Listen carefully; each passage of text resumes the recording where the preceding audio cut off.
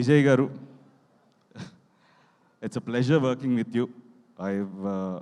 ఈ సినిమాకి మీరు ఎంత ఎఫర్ట్స్ పెట్టారు, 4 monthsలో రిలీజ్ చేయాలి, ఈ సినిమా ఫాస్ట్గా చేసాం, డే అండ్ నైట్ మీరు ఎంత కష్టపడ్డారో, and everything is visible on screen అండి.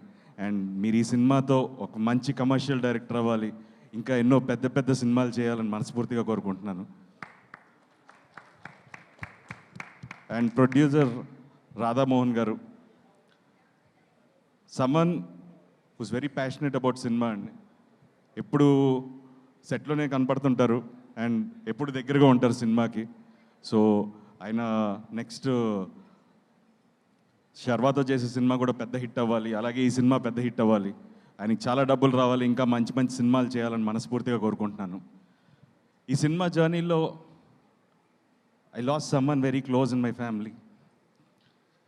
బట్ ఒక విధంగా ఈ సినిమా డిలే అవడానికి నా ఇంట్లో జరిగిన ఒక అన్ఫార్చునేట్ ఇన్సిడెంట్. బట్ ఆ టైంలో దిస్ టీమ్ వాజ్ దేర్, నాతో పాటు ఉన్నారు, నాకు సపోర్ట్ చేశారు. సో దిస్ ఫిలిం నాకు లైఫ్ లాంగ్ నేను I don't have words, sorry, but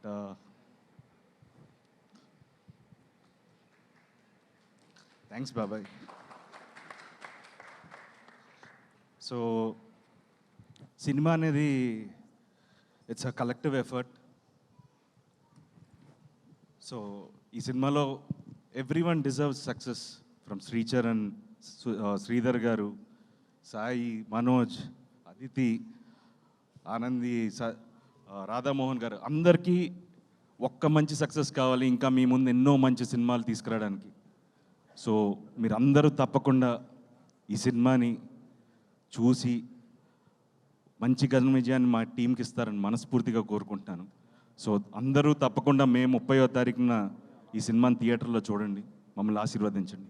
thank you so much.